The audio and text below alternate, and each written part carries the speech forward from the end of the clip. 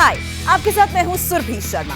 India TV YouTube channel subscribe करिए, bell icon दबाएं। महाराष्ट्र के गृह मंत्री अनिल देशमुख के इस्तीफे के बाद अब बीजेपी हमलावर है। केंद्रीय कानून मंत्री रविशंकर प्रसाद ने थोड़ी देर पहले प्रेस कॉन्फ्रेंस करके आरोप लगाया कि अब उद्धव ठाकरे क्यों मौन है, उनकी नैतिकता कहां है। और इस वक्त पूर्व मुख्यमंत्री देवेंद्र फडणवीस भी कुछ आरोप लगा रहे हैं। आपको सुनाएंगे देवेंद्र फडणवीस की बात। वो साफ कह रहे हैं कि इस पूरे मामले की जिम्मेदारी सीधे मुख्यमंत्री तक जाती है और अगर नैतिकता के आधार पर गृहमंत्री इस्तीफा दे रहे हैं तो फिर अब क्या कहना है मुख्यमंत्री उद्धव ठाकरे को।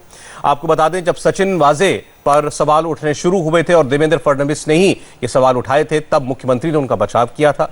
जब बात आई गृहमंत्री के ऊपर तो शरद पवार ने उनका बचाव किया, लेकिन दोनों को अपने पद से जाना पड़ा। आपको सीधे मुंबई लेकर चलते हैं। दिनेश मौर्य हमारे साथ हैं। दिनेश, थोड़ी देर पहले तक इंतजार हो रहा था कि कब अनिल देशमुख निकलेंगे और वो अपना इस्तीफा सौंपेंगे मुख्यमंत्री को। क्या अपडेट है फिलहाल?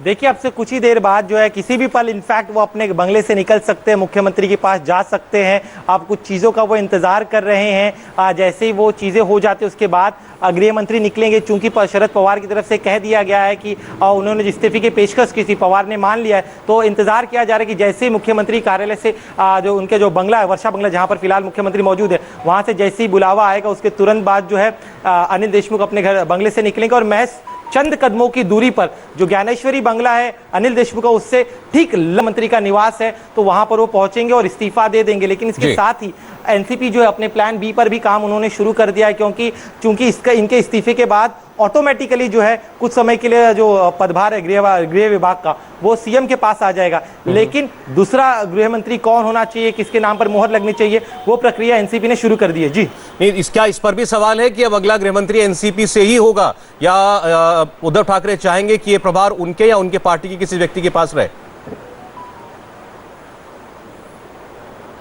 देखिए, नहीं, जब महाविकास आघाड़ी सरकार का गठन हुआ था उस दौरान कुछ चीज़ें साफ कर दी गई थी, मंत्रालय बांट दी गई थी, तो उस डील के हिसाब से गृह विभाग जो है वो एनसीपी के कोटे में आएगा। तो अब भले ही देशमुख ने इस्तीफा दे दिया हो, लेकिन अगला गृह मंत्री जो होगा वो एनसीपी से ही होगा। अब वो कौन होगा, इसके नाम का चलिए तो शरद पवार। ठीक है, मैं आपके पास दिनेश थोड़ी देर में फिर लौटूंगा। दिनेश मौर्य मुंबई से रिपोर्ट कर रहे हैं कि किसी भी वक्त अनिल देशमुख अपना इस्तीफा मुख्यमंत्री उद्धव ठाकरे को सौंपने के लिए उनके आवास पर जा सकते हैं और इसके साथ ही तलाश अगले की है। हमारे साथ दो मेहमान हैं इस वक्त। राम कदम विधायक हैं भारतीय जनता पार्टी के और किशोर तिवारी जी शिवसेना के नेता हैं। आप दोनों का बहुत बहुत स्वागत है, राम कदम साहब और किशोर तिवारी जी। तिवारी साहब, बहुत बचाव किया शरद पवार साहब ने अनिल देशमुख का, बाकायदा डेट्स के साथ, तिथियों के साथ बताया किस वक्त वो कहां थे। बीजेपी आरोप लगा रही थी उन्होंने अपने घर पर बुला करके पुलिस वालों को, सचिन वाजे को, एक एसीपी रैंक के अफसर को कहा कि उनके लिए वसूली करें, लेकिन अंत में इस्तीफा सौंपना ही पड़ा अनिल देशमुख को। और यह काम पहले भी हो सकता था, पहले क्यों नहीं, अब क्यों? हाँ, अभी आपको मैं बताता हूं कि राम कदम बोलते कि हम गिरगिट सरी के रंग बदलते। अब क्या हुआ, सुबह जब सुप्रीम कोर्ट, अपना हाई कोर्ट ने कहा कि सीबीआई जांच करेगी, तो तब हमारे विपक्ष के नेता देवेंद्र फडणवीस ने बोले कि नैतिकता के आधार पर उन्होंने राजीनामा देना चाहिए। अब नैतिकता के आधार पर उन्होंने राजीनामा दे दिया, क्योंकि जयश्री पाटिल का कोई लोकस नहीं है, केवल अखबारों की खबरों से और परमवीर के पत्र पे उन्होंने भी आरोप किए। अब हाईकोर्ट ने क्या कहा कि सीबीआई प्रिलिमिनरी इंक्वायरी कर ले, एक प्राथमिक इंक्वायरी कर इनमें कोई तथ्य है क्या देख ले। देखो, तथ्य रहते और उसके बाद करते तो 15 दिन का समय ले लिया, देखो कैसे कर रहे बोलते। आज उन्होंने राजीनामा दे दिया है, अब सीबीआई तथ्य को लेके जाएगी। और आज आप तिवारी साहब, आज आप कह रहे हैं कि नैतिकता के आधार पर इस्तीफा दिया, आप पूरा कानून भी बता रहे हैं, 15 दिन का टाइम दिया है। देवेंद्र फडणवीस तो नैतिकता के आधार पर इनका इस्तीफा पिछले 1 महीने से मांग रहे हैं, पहले तो नहीं दिया इस्तीफा उन्होंने। जहां तक जांच की बात है, ये मुख्यमंत्री ने और ये अनिल देशमुख साहब ने कहा था कि एक रिटायर्ड हाईकोर्ट के जज जांच करें, तो जांच तो पहले भी चल रही थी, उस जांच के बाद भी इस्तीफा तो नहीं दिया था। आज क्या डर है? सौरभ, विपक्ष बोलेगा तब सीएम बोलेंगे, विपक्ष बोलेगा तब गृह मंत्री राजीनामा देगा, ऐसा नहीं है। कुछ घटनाक्रम है हमने गंभीरता से लिया है। ठीक है। हाईकोर्ट ने बोला ना सीबीआई की जांच करेंगे, मेरे गृह मंत्री ने खुद ही बोल दिया कि भाई मैं अब नैतिकता के सहारे रहता नहीं हूं, क्योंकि हाईकोर्ट ने संज्ञान लिया। परमवीर का तो संज्ञान नहीं लिया, परमवीर का नहीं लिया। ये जो मैं आपसे बार बार एक ही सवाल पूछता रहूंगा, ये नैतिकता आज ही क्यों जागी है, पहले क्यों नहीं जागी? जांच की बात तो पहले भी हो रही थी, आप इसका जवाब सोचिए। मैं इस बीच में जाता हूं राम कदम साहब के पास। राम कदम साहब, आज आपको लगता है ऐसा क्या हुआ है कि मजबूर होना पड़ा महाविकास आघाड़ी को अपना पहला विकेट गिराने के लिए? सौरभ जी, आपके सवालों का जवाब देते समय शिवसेना के नेता किस प्रकार से गोल गोल जिलेबी घोल रहे थे वे देश देख रहा है, और इनका जिलेबी की तरह गोल घोलना ये 1.25 महीने से समूचा देश अपनी आंखों से देख रहा है कि इस प्रकार से वसूली गैंग का बचाव तीनों दल के बड़े नेता पहाड़ की तरह कर रहे थे। सवाल यह उठता है, इनको नैतिकता आज याद आई? इनकी नैतिकता 1.25 महीने कहां खो गई थी? 24 घंटों के अंतराल में शरद पवार जी 2 प्रेस वार्ता करते हैं। पहली प्रेस वार्ता में कहते हैं कि अनिल देशमुख जी के इस्तीफे का फैसला महाराष्ट्र के मुख्यमंत्री करेंगे। चंद घंटों में ऐसा क्या हो गया घटित कि शरद पवार जी घुमजाव करते हुए उनको कहना पड़ा कि इस्तीफे की कोई आवश्यकता नहीं। यदि देशमुख अगर मुंह खोले तो तीनों दल के बड़े नेता देश में भूत दिखाने के लायक नहीं रहेंगे। क्या यह डर था उनका? कौन सा डर था? इतना घिनौना दुष्कर्म कि सत्ता पर जो बैठे हुए मंत्री वे पुलिस के द्वारा 100 करोड़ की उगाही करे, और यह आरोप कोई साधारण व्यक्ति नहीं, डीजी रैंक का उनका ही अपना आईपीएस अफसर लगाता है, और वह भी सबूतों के साथ देता है। वह देने के बाद इस पूरे मामले को रफा दफा करने के लिए एक जांच कमेटी बिठाई जाती है जी। और जांच कमेटी को कहा जाता है कि 6 महीनों में अपना रिपोर्ट सौंपे। पूरी तरह से तीनों दल की मंशा थी इस पूरे मामले को रफा दफा करने की। ठीक है। आज जब न्यायपालिका ने इसका संज्ञान लिया और करारा तमाचा इस सरकार के मुंह पर लगाया, तब जाकर के इन्हें नैतिकता याद आई।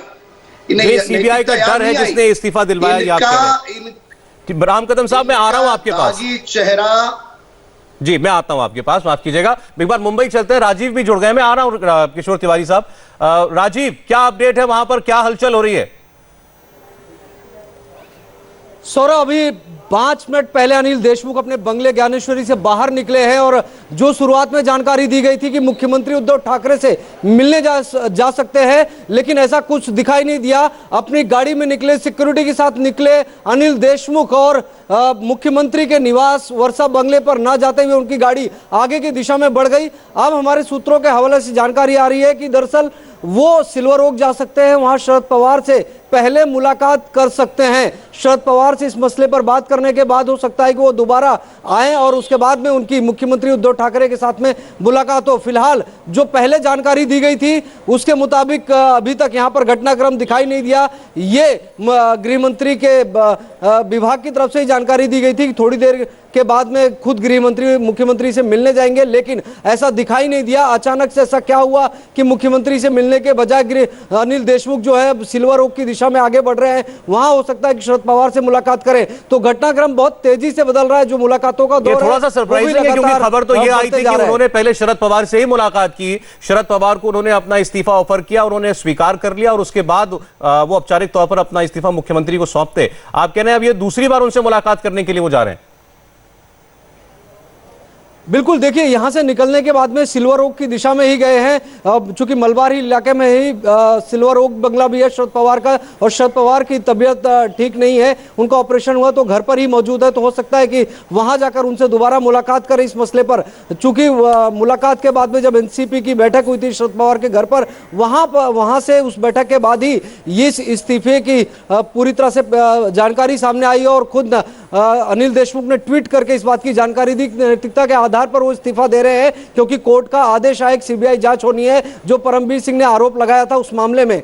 लेकिन दोबारा क्यों वो जी। जा रहे हैं सिल्वर ओक की दिशा में। क्या शरद पवार से मुलाकात करेंगे या फिर किसी और नेता से उनकी मुलाकात होगी? उन्हें मिलना था मुख्यमंत्री उद्धव ठाकरे से। चूंकि ज्ञानेश्वरी बंगला, आपको दिखा दूं, ठीक मेरे पीछे ये जो है ये ज्ञानेश्वरी बंगला है और ठीक इसके बगल में ही मुख्यमंत्री का वर्षा निवास भी है। तो ऐसे में वो वर्षा बंगले में ना जाकर किसी और जगह जा रहे हैं तो किससे मिलने जा रहे हैं? इंतजार करते हैं, चलिए ये स्थिति साफ हो जाए। लेकिन चूंकि अब सार्वजनिक तौर पर इस बात का ऐलान खुद अनिल देशमुख कर चुके हैं, महाविकास आघाड़ी के प्रवक्ता भी कर चुके हैं कि वो इस्तीफा देंगे अपना, तो इसमें तो कोई संशय नहीं है, शायद थोड़ा वक्त और लगे। जो आरोप अभी राम कदम साहब लगा रहे थे किशोर तिवारी जी कि आपकी नैतिकता 1.25 महीने के बाद जागी और आपकी जांच पर कैसे यकीन करें? आपने तो सारे मामले की जांच का जिम्मा, जो मुख्य आरोपी बाद में निकला मास्टरमाइंड, उसी को सौंप रखा था, सचिन वाजे को। सचिन वाजे को भी आपने नहीं हटाया। सचिन वाजे का केस जब एनआईए ने ले लिया तब जाकर उसकी गिरफ्तारी हुई, नहीं तो वो तो अभी पुलिस फोर्स में बना रहता। ऐसे ही अनिल देशमुख साहब के ऊपर जांच की बात है, आप खुद ही जांच का कमेटी बना लेते हैं, मुख्यमंत्री एक शब्द नहीं बोलते उसके ऊपर। अब जब सीबीआई की जांच की बात होती है तो इस्तीफा दे देते हैं। देखो, घटनाक्रम आज ही हुआ है। जब सीबीआई ने संज्ञान लिया, अपना उच्च न्यायालय ने संज्ञान लिया, उन्होंने नैतिकता से राजीनामा दिया। अभी भी मैं बताता हूं, अनिल देशमुख के ऊपर कोई भी संदेह नहीं है। परवीर ने कहा है जिनके ऊपर आरोप मढ़े हुए हैं, तो आरोपी आरोप लगाए, उसका कोई संज्ञान ले। क्या है, सीबीआई ने कहा, आपकी आवाज साफ नहीं आ रही है, कुछ प्रॉब्लम हो गई है किशोर तिवारी जी, आवाज आपकी साफ नहीं पहुंच रही है, जरा सा कनेक्शन को ठीक कर लेते हैं। लेकिन आप बार बार कह रहे हैं नैतिकता के आधार पर इस्तीफा दिया। सवाल तो यही हो रहा है, इस्तीफा पहले भी तो हो सकता था, पहले क्यों नहीं हुआ? राम कदम साहब, अब आपकी पार्टी आगे बढ़कर के मुख्यमंत्री का इस्तीफा मांग रही है। मुख्यमंत्री ने हालांकि सार्वजनिक तौर पर कभी बचाव नहीं किया अनिल देशमुख का, शरद पवार उनको डिफेंड कर रहे थे, उद्धव ठाकरे ने एक शब्द नहीं बोला। देखिए, राज्य के मुखिया करके मुख्यमंत्री का दायित्व है कि किस प्रकार है, स्वर्गीय बाला साहब ठाकरे जी को याद करके उन्होंने तुरंत इस्तीफा दे देना चाहिए था। और जब हम मांग कर रहे थे कि वे स्वयं की नार्को टेस्ट कराए, गृह मंत्री की नार्को टेस्ट कराए, पर उन्होंने कतई ऐसा नहीं किया। जिस प्रकार से खुलकर वाजे का समर्थन स्वयं मुख्यमंत्री विधानसभा सदन में कर रहे थे, वह स्पष्ट रूप से यह दर्शाता है कि कहीं ना कहीं शिवसेना नेताओं की भी हाथ ये गोरख धंधे में, वसूली की धंधे में पूरी तरह से है। सवाल हमने पहले दिन से अध्ययन के आधार पर सारे के सारे सबूत हमारे विपक्ष के नेता देवेंद्र फडणवीस जी ने सदन में रखे। मुख्यमंत्री के उनके मन में यदि कोई संदेह नहीं था, पारदर्शिता थी, तो उसी समय जांच के आदेश देते। उन्होंने कतई ऐसा नहीं किया। प्रत्यक्ष अप्रत्यक्ष रूप से ये पूरे के पूरे वसूली धंधे को बचाने का दुस्साहस मुख्यमंत्री जी की ओर से हुआ। जब 25 अगस्त को, यानी आज से लगभग 230 दिन पहले जी, जब पूरी की पूरी आईपीएस की लॉबी, डीजी स्वयं और रश्मि शुक्ला जी पूरा रिपोर्ट सौंपती है कि से तबादलों में करोड़ों रुपए लिए जा रहे हैं, मुख्यमंत्री जी उस पर निर्णय नहीं लेते। उनका निर्णय न लेना, यह जो उनका निर्णय था, यह बताता है कि वे भी इस धंधे में शामिल थे। सदन के भीतर वाजे के बारे में उन्होंने कहा कि वाजे कोई बिन लादेन नहीं है, और वाजे के वकील बन गए इनकी पूरी सरकार। इसमें केवल दो बातें हैं छोटी सी। अभी अगर हम अनिल देशमुख की बात करें, राम कदम साहब, दो छोटी बातें हैं जो कि महाविकास आघाड़ी के लोग बोल रहे हैं और अनिल देशमुख के वकील अदालत में कह रहे थे। उन्होंने ये भी कहा और कोर्ट ने भी कहा कि परमवीर सिंह के पास अगर कमिश्नर रहते, ऐसे आरोप आ रहे थे, सबूत आ रहे थे, तो उन्होंने एफआईआर क्यों नहीं करी, उन्होंने मुकदमा क्यों नहीं दर्ज किया? और मुकदमा दर्ज करने के लिए अभी भी हाईकोर्ट ने नहीं कहा, उन्होंने कहा प्रिलिमिनरी इंक्वायरी करके देख लीजिए इसमें कोई ऑफेंस बनता है कि नहीं बनता है। देखिएगा, जिस प्रकार से न्यायपालिका ने यह मामला सीबीआई को सौंपा है, वह न्यायपालिका भी कहीं ना कहीं यह मानती है कि महाराष्ट्र सरकार की मंशा पर न्यायपालिका ने भी संदेह प्रकट किया है। और दिख रहा है इनकी कर्तृत्व से, जिस प्रकार से यह पूरा मामला ये रफा दफा करना चाहते हैं, और इनका 1.25 महीने से जो रवैया रहा है, समूचा देश देख रहा है। देश ने आंखों पे कोई काला चश्मा नहीं लगाया। जिस प्रकार के सबूत सामने आ रहे हैं, बोलने देंगे। परमवीर सिंह ने खत लिखने के बाद सरकार का दायित्व था कि उस खत के आधार पर एफआईआर दर्ज करते। इन्होंने एफआईआर दर्ज क्यों नहीं करा? जो कमेटी गठित की, उस कमेटी को यह कहते हैं कि 6 महीने में रिपोर्ट सौंपो।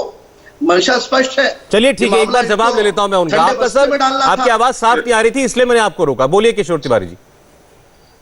अरे क्या हो रहा है, हमारे मुख्यमंत्री के ऊपर ना ही तो विपक्ष के नेता ने कोई आरोप किया, ना ही तो परमवीर सिंह ने किया, और परमवीर सिंह के किसी भी आरोप में जो सबूत है वो उनके सबऑर्डिनेट के व्हाट्सएप के मैसेज है, और आप अनिल देशमुख को आरोपी बना दे रहे। अभी तक कोर्ट ने भी कुछ कहा नहीं। अब देखिए, सचिन वाजे प्रकरण है जिसकी पुनर्नियुक्ति करने के अधिकार परमवीर जी को थे, और सारे सीआईयू का इंचार्ज बनाने के पूरी रिस्पॉन्सिबिलिटी परमवीर के पास जा रही। अभी तो वो जिलेटिन की स्टिक रखने की बात थी। सबसे भयंकर बात तो वो अपने मनसुख भाई हिरेन की हत्या थी। इस सबका एनआईए जांच कर रही है, एनआईए भी तथ्य लाएगी। अब 15 दिन एसबीआई सीबीआई जांच करेगी। अच्छा, आप सारे मामले में परमवीर सिंह को दोषी बता रहे हैं। किशोर तिवारी जी, एक मिनट। आपने कहा कि परमवीर सिंह ने सब कुछ किया, सब कुछ उनको पता था। आपने परमवीर सिंह के खिलाफ ही कौन सी जांच करवा ली? परमवीर सिंह का तबादला ही किया ना आपने। अगर सब कुछ परमवीर सिंह जानते हैं तो आपने परमवीर सिंह के खिलाफ कौन सी इंक्वायरी करी? और परमवीर सिंह ये कहते हैं कि मैंने सारे मामले की जानकारी की गृहमंत्री मेरे अफसरों से कह रहे थे 100 करोड़ रुपए वसूल के लाओ, ये मैंने मुख्यमंत्री को बताया। क्या मुख्यमंत्री ने इसको डिनाई किया? क्या उद्धव ठाकरे साहब ने अभी एक बार भी बोला कि नहीं, मुझे ये व्यक्ति नहीं मिला और इसने मुझे कभी शिकायत नहीं की? ये देखो, अभी हाईकोर्ट के जज की इंक्वायरी भी चलेगी। अब राम कदम बोलते हैं कि हाईकोर्ट की जज की इंक्वायरी भी फर्जी है। अब सीबीआई भी इंक्वायरी करेगी। इन सब में कहीं भी कोई आज मेरे किसी भी मंत्री के तरफ आएगी तब विपक्ष ने बोलना चाहिए। अभी तो केवल आरोप है। अब सर, आंच आ रही हो और आप आंच को स्वीकार ही ना करें, आपको जलन भी हो रही हो, लेकिन आप दिखाएं ना तो कोई क्या कर सकता है? आंच तो सीधी सीधी जा रही है। आपके मंत्री का इस्तीफा हो गया, आप कह रहे हैं हमारी सरकार पे कोई आंच नहीं है। कमाल की बात है ये। मैं एक ब्रेक के बाद लौटता हूं, महाराष्ट्र की इसी बड़ी सियासी खबर पर लौटेंगे। महाराष्ट्र के गृहमंत्री अनिल देशमुख को आखिरकार अपने पद से इस्तीफा देना पड़ा है, जब आज हाईकोर्ट ने उनके ऊपर लगे 100 करोड़ की उगाही के आरोप पर सीबीआई को प्रिलिमिनरी इंक्वायरी, प्राथमिक जांच करने के आदेश दे दिए। हालांकि अभी एफआईआर दर्ज करने के लिए नहीं कहा है। राजेश के पास चलते हैं, मुंबई में कुछ अपडेट है उनके पास। राजेश, इस वक्त क्या खबरें मिल रही हैं आपको? देखिए, इस वक्त घटनाक्रम काफी तेजी से बदल रहा है। बताया जा रहा है दिलीप वलसे पाटिल जो कि एनसीपी के बड़े नेता हैं, उनका नाम आगे आ रहा है। साथ ही हसन मुशर्रफ जो कि शरद पवार के काफी करीबी हैं, उनका भी नाम सामने आ रहा है। इन दोनों में से कोई महाराष्ट्र का गृह मंत्री हो सकता है। हालांकि फैसला शरद पवार को लेना है, क्योंकि उनके पार्टी की तरफ से ही गृह मंत्री का कोटा जो है एमवीए में भरा जाना है। तो फिलहाल मंथन जो है इस वक्त एनसीपी में चल रहा है कि आखिर गृह मंत्री किसे बनाया जाए, क्योंकि इमेज जो है सरकार की, पार्टी की बहुत बड़ा धक्का लगा है। गृह मंत्री को इस्तीफा देना पड़ा है, इसलिए ऐसे किसी चेहरे को सामने लाना चाहते हैं जिसकी छवि भी स्वच्छ हो और जो एक बेहतर एडमिनिस्ट्रेटर हो। सौरभ, तो अब एनसीपी में तलाश जारी है कौन होगा महाराष्ट्र सरकार का अगला गृह मंत्री। राम कदम साहब, ये बताइए कि आपके लिए जरूर एक बड़ी कामयाबी और अच्छी खबर हो सकती है, लेकिन क्या इससे उद्धव ठाकरे सरकार पर कोई खतरा नजर आता है? देखिएगा कि सरकारें आएगी जाएंगी, चुनाव होते रहेंगे। चुनाव के ऊपर सरकार, जब तुम सत्ता में बैठे हो तो तुम्हें अपने दायित्व का प्रामाणिकता के साथ निर्वहन करना होता है। यहाँ पर शिवसेना के नेता कह रहे थे हमारे मुख्यमंत्री का इसमें कुछ हाथ नहीं है। जिस प्रकार से राज्य का मुखिया है, इतने बड़े संगीन आरोप लगते हैं, वो आरोप लगने के बाद भी शिवसेना के नेता यहाँ पर कैसे कह सकते हैं कि हमारे मुख्यमंत्री का कोई दोष नहीं है? उनका अधिकार था। 1.25 महीने पहले वे स्वयं कहते देशमुख जी को कि आप इस्तीफा दे दो। क्यों नहीं उन्होंने कहा? क्यों डर रहे थे वो? कौन सा कारण था? बोलिए बोलिए। राम कदम जी, आवाज आ रही है आपकी? आप सुन? अच्छा, फोन डिस्कनेक्ट हो गया उनका। तो चलिए, किशोर तिवारी साहब, आपकी पार्टी ने कहा था कि एक्सीडेंटल होम मिनिस्टर थे अनिल देशमुख, अब एक्सीडेंटल से वो एक्स होम मिनिस्टर हो गए हैं, तो आपकी पार्टी भी आज खुश होगी वैसे तो? नहीं, एक बात बता दूं, अनिल देशमुख ये नागपुर से आते हैं, बहुत चुस्त दुरुस्त आदमी है, और मेरे मुख्यमंत्री पे राम कदम जो आरोप लगा रहे थे, महाराष्ट्र में एक भी आदमी ऐसा नहीं है उनके चारित्र पे कोई सवाल उठाए। अभी बीजेपी कहता है कि जब से 105 एमएलए रहने के बाद भी शिवसेना उनके साथ नहीं आई, उस दिन से वो सरकार गिराने के पीछे पड़ी थी। इन्होंने महाराष्ट्र में मेरे मित्र जो थे संजय राठौड़, उनको भी राजीनामा देने के लिए कहा। हमने नैतिकता के भरोसे राजीनामा दिया। उसके बाद ना कोई कंप्लेंट, ना कुछ, और एक नाइंसाफ आदमी को सार्वजनिक जीवन से हटाने का प्रयत्न किया। अभी परमवीर जी के इतने गंभीर आरोप है और सचिन वाजे वाला मामला है। एक बार दूध का दूध पानी का पानी हो जाने दीजिए। ये तो कहते कि हमने भी पैसे लिए, उन्होंने भी पैसे लिए। अरे कोई तो पैसे देने वाला हो। अब ये जयश्री पाटिल जिन्होंने रीट पिटीशन दाखिल किया है, वो भी मुझे तो बीजेपी की कार्यकर्ता लगती है। किस प्रकार से वो गालियां दे रही थी, ऐसी गालियां थोड़ी देते रहते। आप सीबीआई की इंक्वायरी के पास सब दीजिए।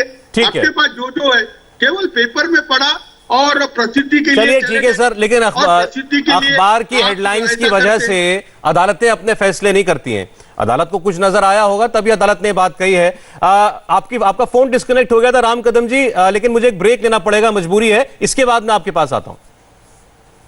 तो गृहमंत्री महाराज के इस्तीफे के बाद अब विपक्ष यानी बीजेपी मुख्यमंत्री उद्धव ठाकरे को टारगेट कर रहा है और उनसे इस्तीफे की दरकार कर रहा है। आपको एक बार हम जरा सुरभि के पास लेकर चलते हैं, क्योंकि अभी जो हाईकोर्ट का ऑर्डर आया है उसकी डिटेल सामने नहीं आई थी। सुरभि के पास वो मौजूद है, बताइए सुरभि। 52 पन्नों का ये ऑर्डर है हाईकोर्ट का, जिसमें बड़ी बात जो है उसमें मैंने हाईलाइट किया है, जो साफ तौर पर सबसे बड़े इस फैसले में कही गई। क्योंकि here Shri Deshmukh is the home minister, the police department is under his control and direction, there can be no fair, impartial, unbiased and untainted probe. इसीलिए as of necessity the probe has to be entrusted to an independent agency like CBI, although we do not see an immediate reason to direct registration for an FIR। ये मैंने इसीलिए Saurabh highlight किया क्योंकि जो बड़ी बातें court ने अपने फैसले में कही उसमें उन्होंने साफ तौर पर कहा कि फिलहाल अभी FIR की जरूरत नहीं है, क्योंकि इस मामले में आरोप अनिल देशमुख पर है,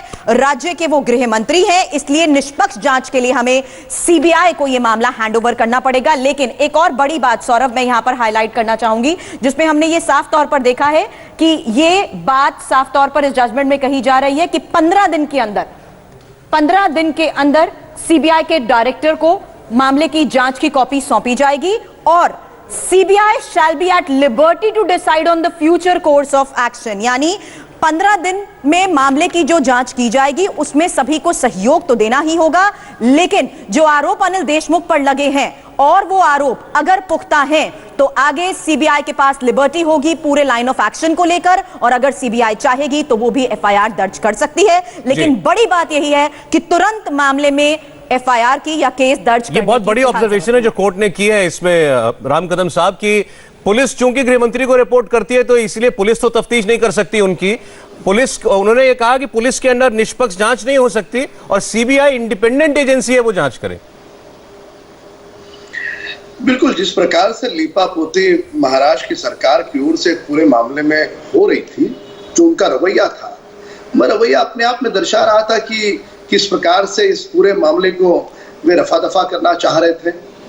मूल बात यहां पर यह है कि अब अनिल देशमुख जी ने इस्तीफा दे दिया, वो जबरन उन्हें देना पड़ा, पर मुख्यमंत्री बच नहीं सकते। इतने बड़े संगीन मामले में मुख्यमंत्री जी ने 1.25 महीने तक पहाड़ की तरह उन्होंने आरोपियों का समर्थन किया, बचाव किया जी। वाजे मामले में भी वही किया है, वसूली मामले में भी वही किया है, और जो अफसरों के तबादलों को लेकर के वसूली थी उस मामले में भी 230 दिन के बाद भी उन्होंने उस पर कोई कार्रवाई नहीं की। जब पूरी तरह से अध्ययन के साथ हमारे विपक्ष के नेता देवेंद्र फडणवीस जी ने वो सारा मामला, फोन टैपिंग का मामला, रिपोर्ट का मामला देश और दुनिया के सामने रखा जी, मुख्यमंत्री यदि पारदर्शी होते तो तुरंत FIR दर्ज करते, चलिए तुरंत उस पर कार्रवाई करते। एक बार जरा जवाब ले लूं मैं किशोर तिवारी जी का। अभी आप नैतिकता की बात बार बार कर रहे थे, हाईकोर्ट तो ये कह रहा है का मौन, उनकी खामोशी। सौरभ जी 10 सेकंड जी, मुख्यमंत्री जी का मौन और उनकी खामोशी ये सुनिश्चित करती है कि उनके भी हाथ इसमें काले हैं, उनका दामन साफ नहीं है, इसलिए उन्हें भी इस्तीफा देना होगा। ठीक है, आप किशोर तिवारी जी, आपने कई बार कहा कि हमने नैतिकता के आधार पर यह फैसला किया है। कोर्ट कह रहा है कि मुंबई पुलिस इस मामले की निष्पक्ष जांच कर ही नहीं सकती।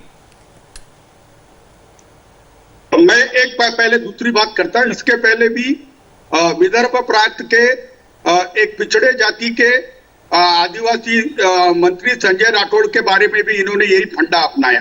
अभी यही नागपुर से आते हैं, विदर्भ के हैं अनिल देशमुख, जो किसान के बेटे हैं और वो भी पिछड़े जाति के, उनके खिलाफ भी यही फंडा अपनाया। अब हमारे तीसरे नितिन राउत है नागपुर के, उनके खिलाफ भी ये फंडा। तो एक बहुत बड़ी साजिश है विदर्भ के मिनिस्टरों को बदनाम करने की। और दूसरा मेरे मुख्यमंत्री के बारे में बोल रहे, देखो ये जो 52 पेज की ऑर्डर है इसकी तो स्क्रूटनी करेंगे हम, लेकिन आज तक सीबीआई किसी भी इसमें तह तक नहीं पहुंची, एनआईए कहीं तक नहीं पहुंची। ये सब लोग सेंटर के मिसयूज करने के एजेंसीज है। अरे सर ये लोग, अच्छा चलिए ठीक है, ये लोग सेंटर की एजेंसी को मिसयूज करते हैं। मुझे बताइए महाराष्ट्र की सरकार मुंबई पुलिस के साथ क्या कर रही थी? मुंबई पुलिस को मिसयूज कर रही थी कि नहीं कर रही थी? वो मुंबई पुलिस है, वो गाई के लिए नहीं है, वो हफ्ता वसूली के लिए नहीं है। पुलिस के सम्मान का क्या हुआ? एक आदमी तो बता दो सौरभ, एक आदमी तो बता दो कि जिससे हमने हफ्ता वसूल किया। अरे तो सचिन वाजे को आपने, सचिन वाजे गिरफ्तार क्यों है? सचिन वाजे को पुलिस में क्यों लाए थे आप?